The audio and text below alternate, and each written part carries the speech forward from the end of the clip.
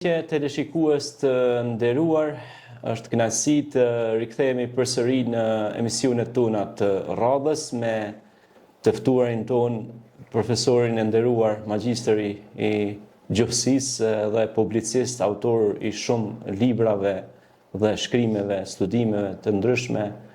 Pra, kemi profesorin Xhevat Emërllahu, i cili sot na ka ardhur në studio dhe do të trajtojmë një temë mjaft të rëndësishme që asnjëherë nuk është demode për kohën, sepse gjithmonë ajo na shoqëron në ecejakjet e jetës sonë, sepse historia est magistra de vitae, historia është mësuesja e jetës, dhe ne jetojmë dhe jemi pjesë të këtyre momentumeve ose memoareve të këtyre mozaikeve që të cilat ne kemi jetuar dhe bashkëjetuar në këtë shoqëri. Profesor, mirë se erdhe në studio, është kënaqësi që të kemi përsëri këtu dhe këtu do të mundohemi disa pyetje ti shtrojmë dhe ti përqasemi që në mënyrë të sjellim një konkluzion për të gjithë teleshikuesit që po na ndjekin në këto momente. Kësaj radhe kemi zgjedhur një temë për Kosovën, shqiptarët dhe perandoritë e huaja, pra nën perandoritë e huaja, pra a ka qenë pra fat apo fatkeqësi që na ka shoqëruar kjo pra pushtuesit e huaj që vazhdimisht pra kanë shkelur në sipërfaqen e kësaj toke, kanë lakmuar tek ne dhe kanë pa diçka tek ne si civilizim, si duket se aq shumë ne kanë rëndu varrën. Kështu që unë pa humbur kohë do të bëj një pyetje, pra si ka ndiku pushtimi i perandorive të huaja, duke filluar nga dyndjetavarë slavo-barboren, te Nemanjiqët, e Dushaniqët, duke ardhur deri tek perandoria osmane dhe shumë perandori të tjera që kanë ardhur dhe kanë okupuar këtë rajon. Faleminderit në ftesën tuaj. U jam mirënjohës për mundësinë që më keni dhënë për të sqaruar disa momente të rëndësishme. Po ndëgjohen sot në përmjetet informimit të ndryshme, disa kritika, disa lavdrime për popullin tonë, por megjithatë më bringuese këto ditë është ajo që dikush, ashtu po them, formë më të pakulturume, fyn edhe banë përqamje në mes popullit tonë. Historia jonë e popullit tonë në mëson, në drejton për shumë fakte. Para shekullit 7 kemi qenë perandori, Iliri, kufit, tanë kanë qenë për Danub. Danubi, Beogradi atëherë ka pas emrin Singidium, emri i lirë. Danubi Duna, më thonë emër shqiptar, Dun, Grumbull, Rere. Zagrebi, Cibona, Ljubljana, Emona, Nishi, Naistos, Shkupi, Iskup, deri në jugat jetë Greqisë, në deti, si që ta shkrimtari prej një detin teatr. Mirë po në shekullin 7 vjen një perandori tjetër e pushton tokat ilire dhe ajo përhap kulturën e vet, gjuhën e vet. Ajo është perandoria slave. Ajo ka ardhur pa rezistencë luftarake, pa ndonjë rezistencë fuqishme, sepse popullin tonë atë kohë ka gjetë në një gjendje shumë të rëndë prej dy fatkeqësive natyrore. Edhe tërmetit e fuqishme, edhe pandemi. Dhe kjo është fatkeqësia e madhe. Ata kanë ardhur kryesisht e kanë fut në popull besimin pravoslav. Por fati i madh është se gjuhën nuk ka mund ta aratisin në popullin tonë. Disa popull tjerë po, edhe gjuhën, edhe fenë, për shembull të Malazezët. Kjo histori është shumë e dhimbshme, sepse atku ata kanë pas projekte shtetërore, projekte në bazë të zakonikëve të tyre, që popullin tash bëjnë për të kaluar në pa pengesa në ujërat e nxehta, domethënë në detin Adriatik edhe Mesdhej. Këto janë qëndrime të slavëve, në realitet të panslavizmit, të gjithë slavëve, që ky zinxhir nuk kputet edhe deri në kohën e më të reja. Mandej, kjo perandori ka qëndru dikun 6 shekuj,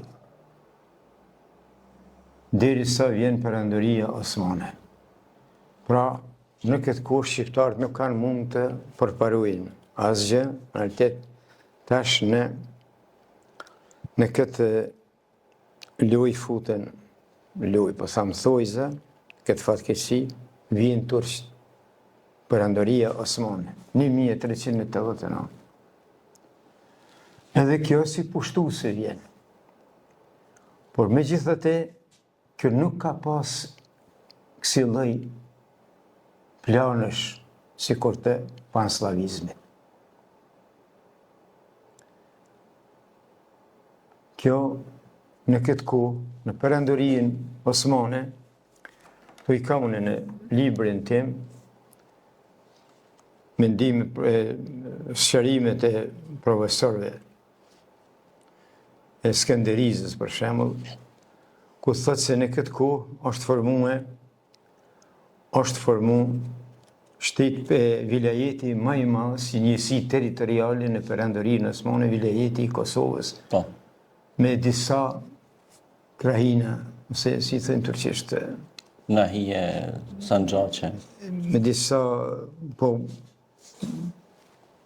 Sanxhaqe. Po, Sanxhaqe. Me disa Sanxhaqe. Do me thonë, në këtë kohë tash për hir të së vërtetës pe lexoj bukfalisht vilajetin e Kosovës me qendrën në Prishtinë, 878 deri në 880, mandej kalon në Shkup për 880 deri në 1912.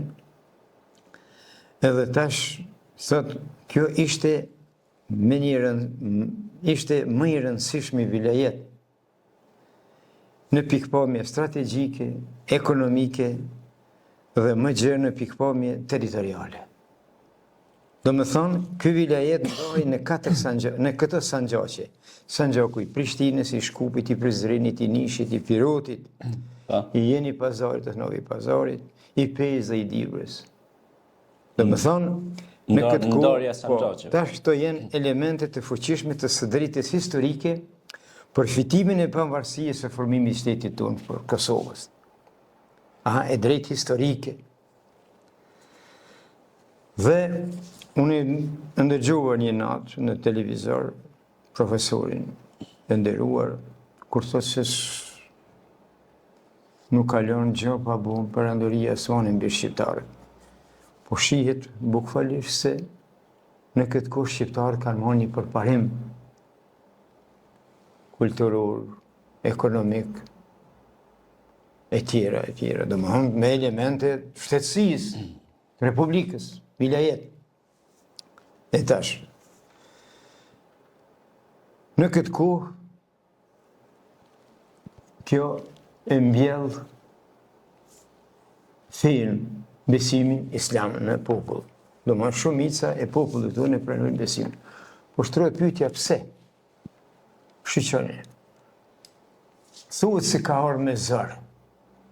Nuk mund të thojmë se kush është interesuar të di diçka lidhur me fenë islame. Në fenë islame nuk guxon të përmendet dhuna.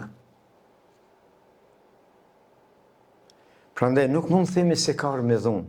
Por unë po them, po me siguri se populli është gërdit, është irritu prej sllave, zakoneve slave të shtypjes, leçitjes, atyne projekteve shtetënore, zakonikëve të në po, edhe ka fituar. Mirë po edhe në islam Thuhet në disa sure, disa kaptina kuranore, se nuk guxon të përdoret dhunë në fe. Po, s'ka dhunë në besim në fe, po, çashtu. Besimi islam. Tash kemi disa momente që na dëshmojnë faktor original. Për shembull, në Indi sa musliman ka. Në Indonezi, shteti mas shumti me musliman përbërje shtetërore e popullatës mesme. Atje kur s'ka shkel ka mas se Turqisë as e Arabisë. E vërtet, atje kanë shku tregtarët arab, kanë bërë tregti dhe është përhap besimi. Shkruan Kur'an atje, në Kur'an shkruhet se nuk guxon edhe i tërhiqet vëmendja edhe dërguesve. Po. Ti do të jesh, po, nuk guxon të jesh i ashpër ndaj tyre. Sikur ti të ishe ashpër ndaj tyre, thot Muhamedit, ata do të largoheshin nga ti. E jo të është që komunikosh me paqe, me mirësi, besimin. Pra edhe në Kur'an është kjo. Po. Kuranor, po.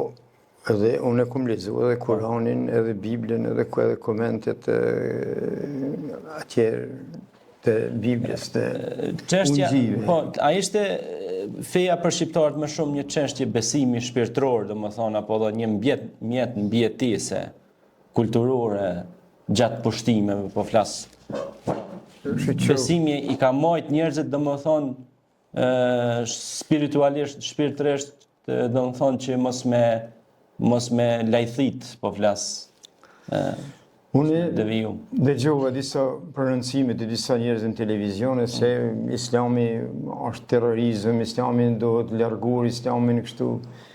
Shqiptar, disa intelektual shqiptar, ata pohojnë se Islami ka rujt edhe kombëtar. Identitetin kombëtar. Po. Në Kur'an janë dy urna të prerë, farze. Po. Farzi ayn dhe farzi kifaje. Ayn do më thonë, farz do më thonë urdhër personal. Për se cilin individ. Po se cilin individ me kry obligimet e veta personal. Po farzi kifaje është i përgjithshëm. Është i përgjithshëm ku thret për kombëtarën, ku thret për shtetërorën. Kjo në drejtën e ka quhet jus publica, do më thonë drejta e publikut, e popullit, qashtë, po, tash, në më thonë. Urdhën i prej krijuesit. Po ne mas para do të njohim krijuesin. Absolut. E ta mos flasme për ligjet e Darwinit se njeri ka prejardhjen prej majmunit. Kjo teori ka raport. Krijuesin do ta kuptojmë ne në baza të ligjeve të zhvillimit natyrës dhe shoqërisë. Dhe me hanë baza shkencore. Unë nuk po flasë fejt tash, e lutë. Unë po flasë shkencë, parim shkencor, bazë shkencore, materiale. Për çështjen që është edhe aktuale tash, është një akt kriminal që ka ndodhur këtyre ditëve. Djegja librit të shajt Kuranit. Po. E ka irritu popullin. Është një irritim shumë i madh. Popullin në masë. Popullin me... Ne si shqiptarë kemi pas gjithmonë harmoninë ndërfetare, ndërkulturore dhe nuk ka ndodhur asnjëherë kjo. Profesor, a mund të jetë kjo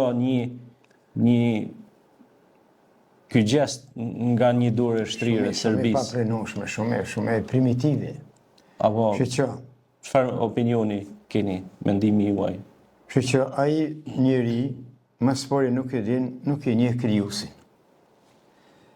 Mëse nuk e njeh krijuesin, nuk e njeh ligjet, parimet, urdhnat e krijuesit për njerin tokë si qenie më të zhvilluar, më të bukur, të vetëdijshme që flet, që është qenie logjike. Dhe ai nuk e njeh. Kështu që Kur'an, fjala Kur'an, do të thonë urdhën i prerë Zotit i lexo. Mësa, studia,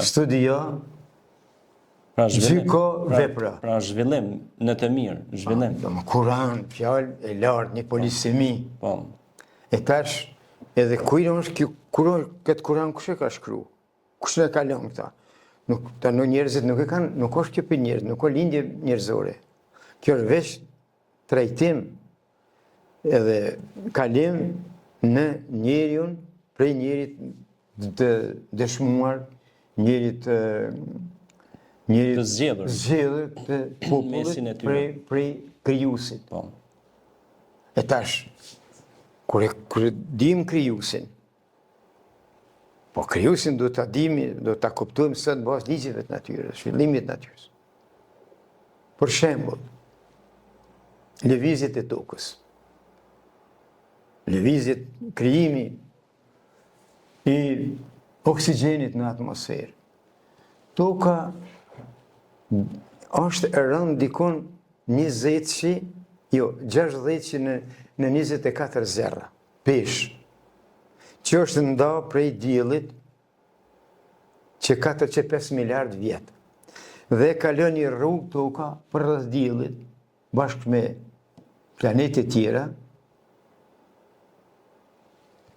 që 5 milion vjetë, 5 miliard vjetë, njëjtën trajektorit, njëjtën shpejtësit, njëjtën vi. E si është e mundën, pa shpenzu asgjë. Ma shpejt se plumi i pushkës. Plumi i pushkës shkat 29,8 km në sekundë. Jo, plumi i pushkës në 600 metra në sekundë. Plumi i pushkës. Ato ka 29,8 km në sekundë. Kjo mos, kush e Amerikani ban di vite Isusa Krista Salvadora Mundi, muslimoni sot la ilaha illa Allah, në Zotin është një. Dhe më thamë shqetash. E tash, Amerikani sa herë e merë dollarin, e kam këtu një dollar. Sa herë e merë dollarin Amerikani, e lexon. In God we trust. Në Zotin besojmë. Kjo. Po, in the God we trust. In God we trust. Në Zotin besojmë. Po, janë tash- besimtar. Kush dul dikush me e mohue këto ligje, sikur na me mohu ligjet, parimet e krijuesit, projektuesit të Univers. automobilit. Jo automobilit, po e thonë. Po, po. A mund mi largu në ato parime, që do të mi qitë Konturet e tyre që i kanë vendosur. automjetin, ka që do të qitë benzinën, ka që do të Po, qitë. e ka të parapo me parametrat. Si mund, kështu, edhe krijuesi e kalon ligjet e veta për se si të gjendet njeriu në tokë si qenie më e bekuar. E vërtet, e vërtet. Dhe nëse der jashtë atyre rregullorëve, atëherë shkaktohet një kaos shumë i madh. Sikur atomi, po e marrim shembull atomin, protonet, neutronet, elektronet, secili e ka veprimin edhe lëvizjen e vet. Nëse një protoni o elektroni ndryshohet lëvizja, tash elementi e humb aftësitë Ekuilibrin. E humb ekuilibrin. E tash. Këtu është ajo, një do ta dim si njerëz të mëdhenj, nuk kem ndonjë farë alamet njëri parë, më ka interesu puna e njerëzve të mëdhenj, zbulimet e tyre. Kështu te harmonia ndërfetare tek shqiptarët. Po, shquhemi si model, konsiderohemi si model rajon. Çfarë ju kishe thënë shikuesve, po dhe të rive të sotëm, sepse do të thonë të ritë e sotëm do të mundu me pas një harmoni, jo vetëm harmoni ndërfetare, po edhe harmoni kombëtare, kulturore, shoqërore, sociale, se harmonia është në gjitha porët e jetës, kuptohet, familjare, se edhe familja do të më pas harmoni, edhe shteti, edhe gjithçka. Në popullin tonë, në vendin tonë, kanë ardhur, çka sa më spori ka ardhur si perandoria slave, mandej edhe ka mbjell fen. Ka marrë edhe dim pjesë e popullit tonë. Ne kemi qenë, çka thash, në deri 1400, domethënë 5-6 vjet mas ardhes së perandorisë osmane, në regjistrimin e popullatës 1445, asnjë emër shqiptar ose musliman nuk është. Këtë kanë qenë emra slav. I kanë slavizuar. Emra pravoslav. Po. E tash fejen e kemi pas pravoslav. Tash ka ardhur Turqia, kemi marrë fejen, do më thonë një fejen islame. E tash popullin tonë shihni pra se mëse ka arë komunizmi, i ka qitë njerëzit prej fejes krejtësisht, i ka harmoni fetare. Na duhet të mburrim me këtë kolorit. Kërkush mbuhet nuk i ka këtë harmoni fetare. Shqyqeni, në Irlandës, sa populli është i zhvilluar edhe i kulturuar, por çfarë lufta kanë, çfarë konflikti kanë ndërvllazënor, për shkak të fejes, në baza fetare. Ata, një pjesë romo-katolik, tjetra pjesë katoliko, shkon kjo. Anglikant janë protestant, presbyterian. Protestant, por protestant edhe, e këta në bazat e saj. E shumë i tash luftën në lindjen e afërt. Shqyqeni, Arabët edhe Izraelitet, prej një fisi, prej një njëri, prej Semit. Djalit Nuhit. Po, në me thënë djali i Nuhit, djali i madh i Nuhit. Djali vllazni. Po, i Nuhit, Vllaznia tash me zvetit. E tash, çfarë lufte, çfarë gjakderdhje ka. Vllavrosëse. E tash, po në nxjerr një pyetje tjetër. Po shkon dikush prej popullit tonë, njerëzve tanë, kishte më ndihmu. Nuk shkohet më ndihmu në gjakderdhje vllaznillakut. Nëse shkohet do të shkup me i pajtu e ta njerëz. Jo me ishti në konflikt, vllavrosëse edhe më shumë. Po, me i pajtu, me i afru njerëzit. Urdhën i Zotit, i krijuesit është pajtimi ndërnjerëzor. Respekti ndërnjerëzor. E te ne shqiptarët, asnjëherë nuk kemi pas konflikt ndërvllazënor mes në baza fetare. Kjo është shtrirja e dorës së pajtimit, domethënë. Kjo është një vlerë mbi vlera që na shquar midis gjithë popujve tjerë. Se asnjë popull tjetër nuk e ka këtë vlerë, këtë kolorit fetare. Si shqiptarë kemi pas gjithmonë. Kemi kultivuar. Pra ka qenë kjo larg pamësia jonë vizionare që nuk i kemi marrë gjërat për sprapthi, po për bishti si kemi kapse. Po i kemi kapse në burim. Edhe të hujt kanë shkruar për këto vlera. Mark Milani thotë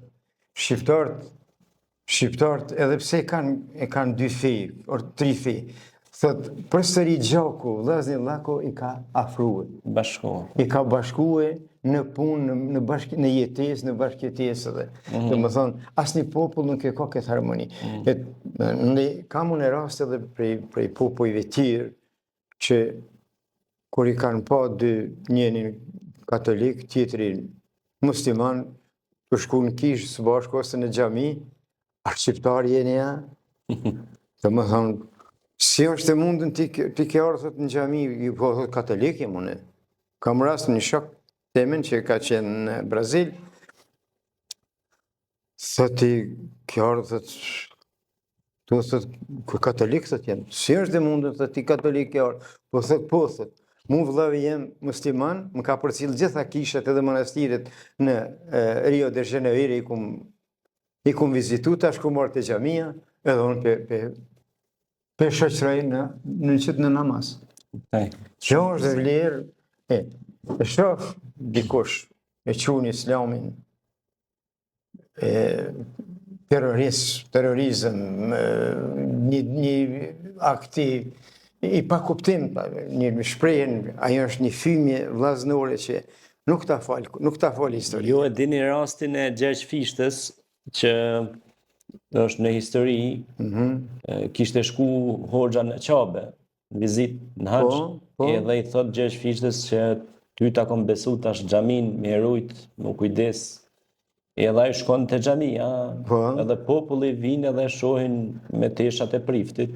Edhe i thonë prift çka kërkon ti te xhamia. Thot Hoxha ka shku në Qabe, unë kam marrë ta ruaj xhamin, kujdesem për xhamin.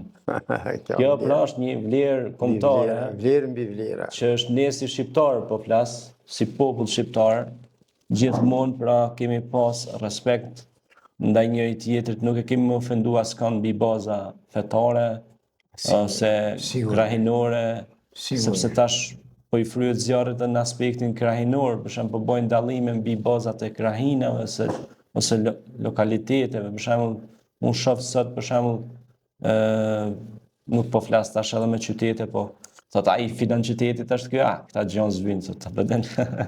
Abeden. Pra, edhe në Kur'an është një citat, po ta rikujtoj, profesor, thot, mos e shani një popull se nuk dihet se cili është më i mirë.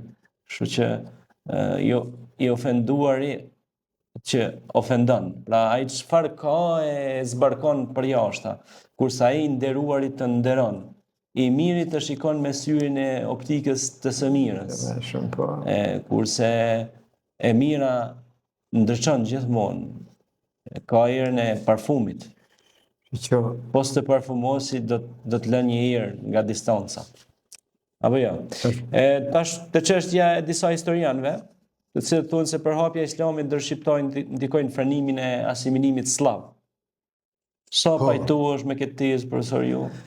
Që e kam unë Fajkonica çfarë thot? Një Fajkonica çfarë thot për shembull, për çfarë thot më së mbrëmi edhe Mark Krasniqi, profesori Mark Krasniqi, po thot shqiptari, perandoria osmane e frenoi në masë të madhe procesin e asimilimit slav, grek, bulgar dhe bizantin mbi shqiptarët. Pra, duke i dobësuar dhe shkatëruar mbretëritë e tyre. Mark Krasniqi. Tash, çka thot për shembull Elena Kosaçi? Islami thot aty ku në Serbi thot ata shqiptarë që metën me fe ortodokse u bën serb. Ata në Greqi u bën grek. Po. E tash.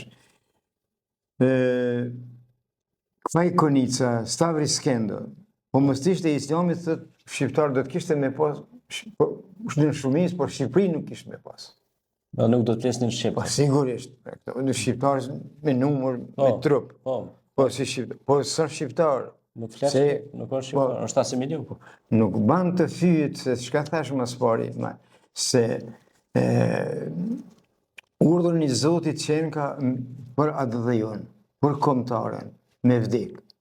E tash, Mark Milani, sa i ka mësu thët shqiptarët të jetojnë së bashku feja.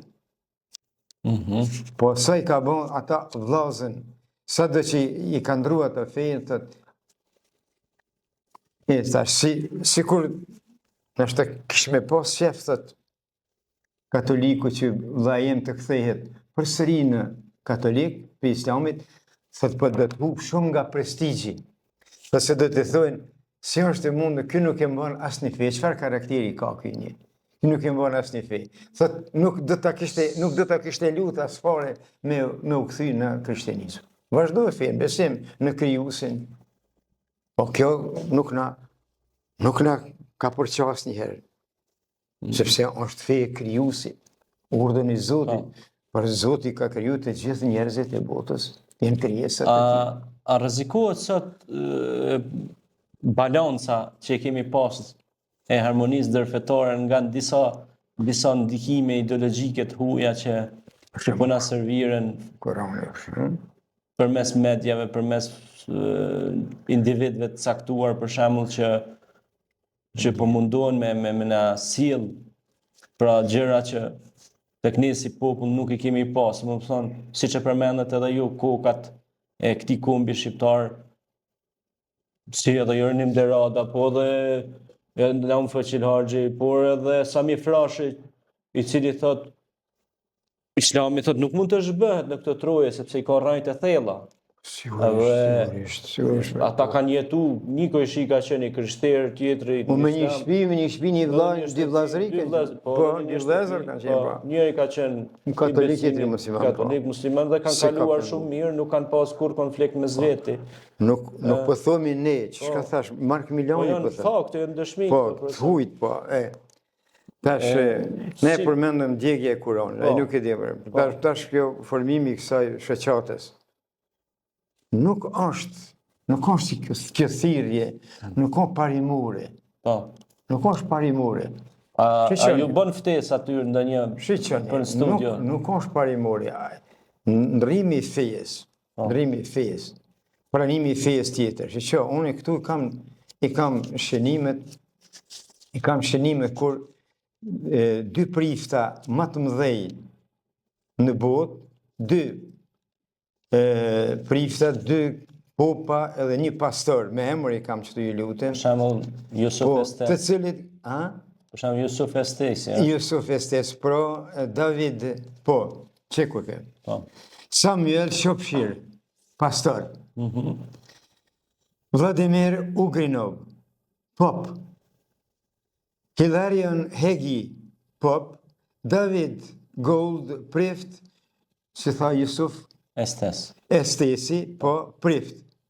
Amerikan, po. Këta e kanë pranu. Kanë pranu Islam, po. Kush e ka thirë, kush ka bom? Po dhe kush me zërë se ka shtija. Edhe kush, sa I kemi proklamu na hiq? Po, që për shemë, kjo thirje që bëhon në kish këtu, edhe unë ndëgjova një rast se nëse nuk je katolik, nuk je ti patriot I mirë fillt. Televizionin ndëgjova një, kërkush nuk je tërhik që vetë, vrejtjen. Shqyqan, gjatë historisë. Çfarë feje ka pas Skënderbeu burë?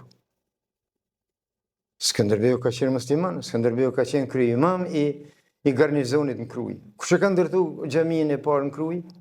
Vitin 1400. Se s'ka pas turqë aty. 1400 e sa xhamin në Kruj. S'ka pas musliman atë 1400, çka thash, 1450 kur është bë regjistrimi I popullatës. Asnjë emër musliman, as shqiptar nuk ka qenë në trojët tona. Cili historian e thotë të profesor? Profesori Akif Bajrami thotë, ka qenë krye imam në Kruj. Po tash, si mund të mohohet kjo? A I ka luftua për kombëtarën, se e ka ditë çka është farzi kifaje. E ka ditë çka është urdhni I Zotit për kombëtarën. E tash, Hafiz Ali Korçë thotë, shikoni këta njerëz se si po vijnë. E ka fjalën për njerëz që nuk kanë fe, po. Thotë, nuk ka fe ado atë dhejnë. Vene gishtin kokë, mendoni pak fe atë dhej janë binak. Nëse nuk ki fe, nuk ki ti shpirtënore, ajo një pasurishpe, ajo një vjeshpe. I thot, I zbrazër. Pa sigurisht ti do të mund materialja. Nëse mund materialja shpirtërorën, psikologjia thot e rrit instiktin shtazërak të njëri. Pastaj lindin luftrat, konfliktet. Shumë interesant. Edhe kjo ka bazë edhe shkencore psikologjike. Nuk e di, çka kërkojnë këta? Se mund t'i thush se Islami e ka bon kështu popullin tonë, e ka shkatruar, kemi qenë çka thash në dy gjendje të rënda, 2 faktorë të rëndë natyror që kanë sulmu popullin tonë. Pandemia edhe tërmit. Se sa kur ka mendime që ka pas edhe asteroid që kanë godit këtu ulpianën. Fatkeqësi natyrore njëri. Ka fakte arkeologjike.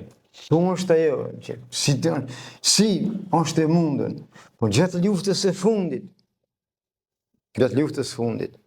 Kur që ka dhënë provimin historikisht, provimin solidar sikur shqiptarët në zveti. Kanë shku katundit tonë.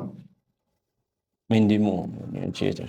Në shtëpi kanë pranuar në për shtëpijet vete për katolik, për shembull, ne kam rastin të Prizrenit, shkon kjo katundi I Prizrenit. Korisha. Korisha ka shku në katund, në Korish, jenë strehue, te katolik, me ushqim, edhe ju kanë afru edhe mundësi, kush falit qef, I kanë hek fotografit për portretet e ndryshme kishtare, po që këni mund të falini. Kjo është, kërkun në botë nuk ka.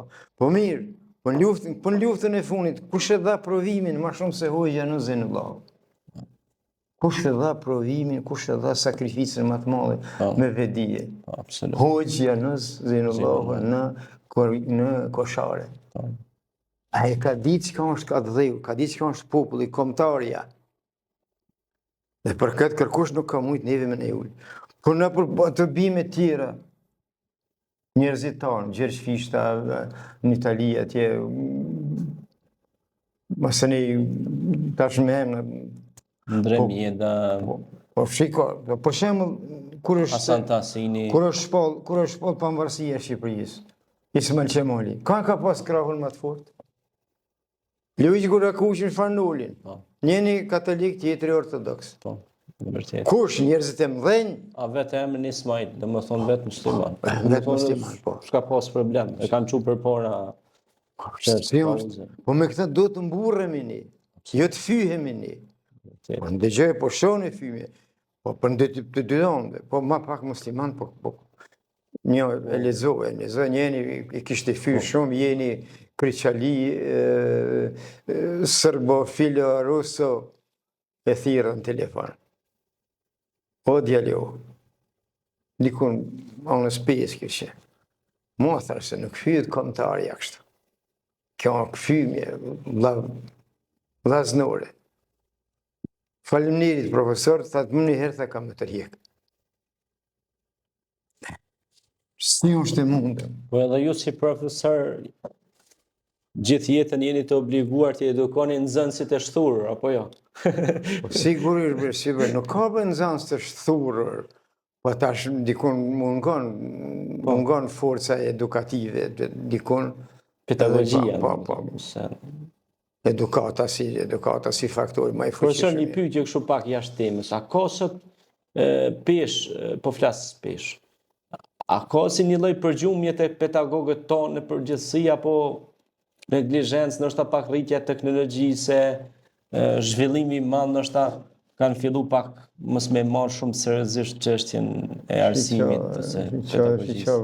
Tash teknologjia mirë sa sa edhe dhe me lën njeriu, pra ka lënë në gjumë njeriu. Po, si që... Se përpara për shembull ju keni shku këmbë me orë të tëra për të shku për me majt mësim atje, sot i kanë vetuar të komode edhe për të ojtë muzju nga gjumi, apo jo? Shi që është e vërtet se pak arsimi, si kur është zbe pak puna, po dhe interesimi.